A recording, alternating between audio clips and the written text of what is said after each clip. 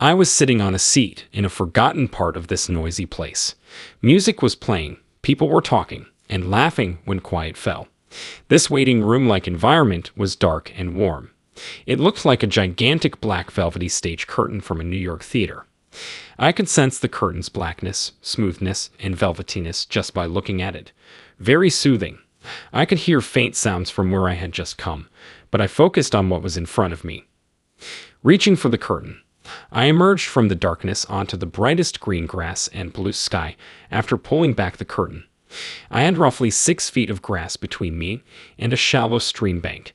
The luxuriant grass along the stream bank seemed to stretch for miles. I saw the water make small bumps as it ran. The water was gorgeous, and the grass greeted it like a well-kept garden. The stream was about 20 feet wide and dipped towards the center, so I knew it wasn't deep.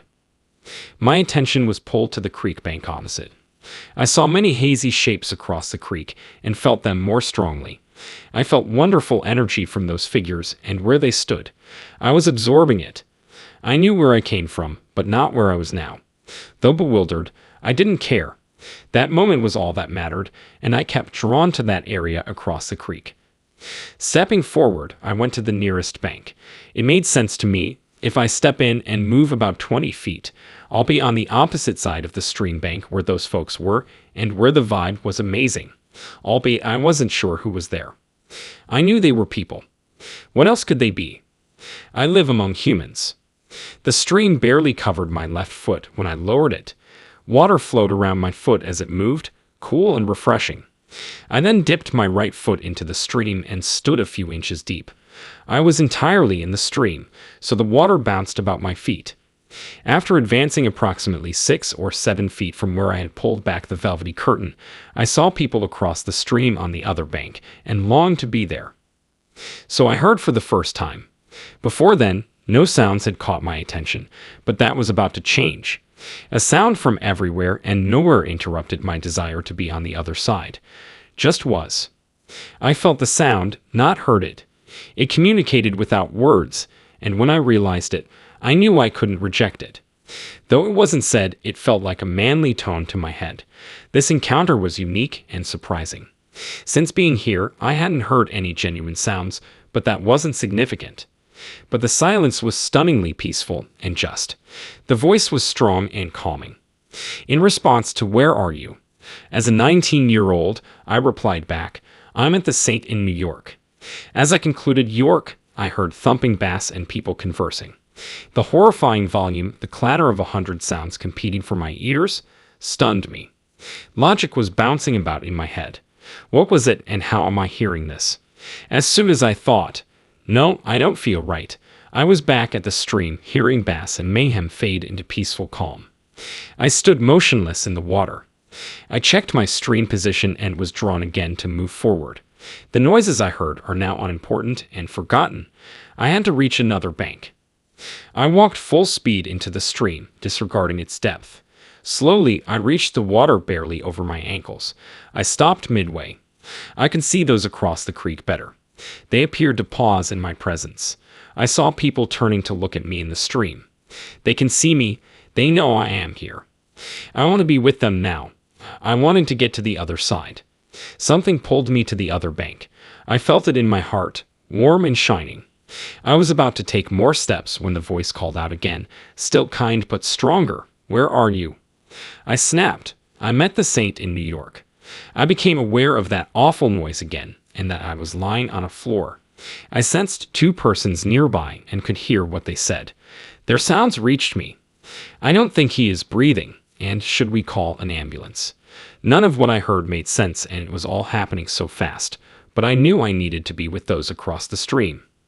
I was back in the stream when that notion passed my mind, and the static I heard was irrelevant. In the middle of the stream, I paced to reach the other side of the bank, a few feet distant. As I paced the last few feet, I heard people on the other bank calling my name. "John, John is coming to join us." I saw an arm stretch out from the bank to bring me to them. I felt their humanity. Although I couldn't see faces, I could tell that men and women were excited for me to join them. I noticed 2 of them suddenly. Aunt Pat and college friend Lynn from Georgia were among them. It was quite energetic, I felt drawn to be there with them. On the stream bank, I reached for a person's arm. A voice shouted at me. It was firm but not angry, like your dad's last warning before the belt comes out. "Where are you?" I asked, annoyed. After saying, "I told you before, I'm at the Saint in New York," I exited the stream and stood behind the big black velvet curtain.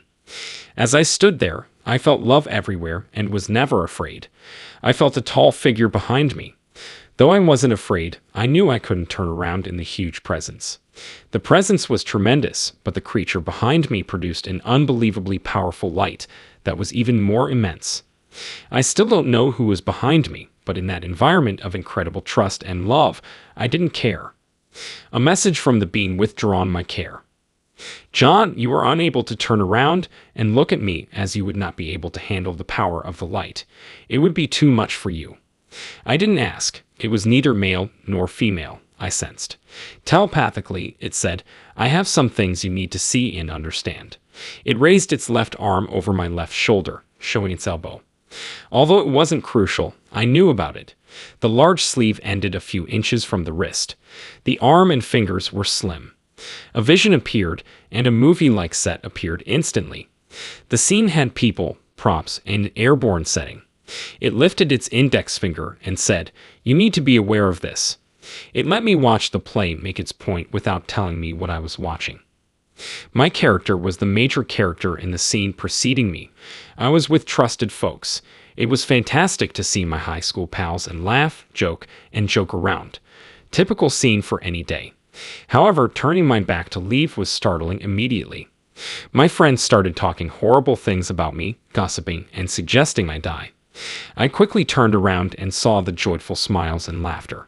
As I turned away, resentment, envy, and suspicion resurfaced. It was awful. Hadn't I felt enormous love behind me? I don't know how I would have reacted, but I realized there were lessons to be learned about human nature and how to avoid it.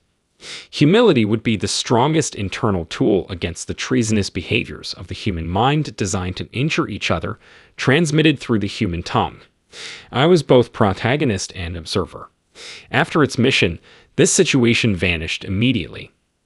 Another scene showed me the Saint in New York City, a big club on 2nd Avenue in Manhattan, where I went that evening. A great mix of stage lights and music to meet investors' desire to profit from those who want to have fun and unwind.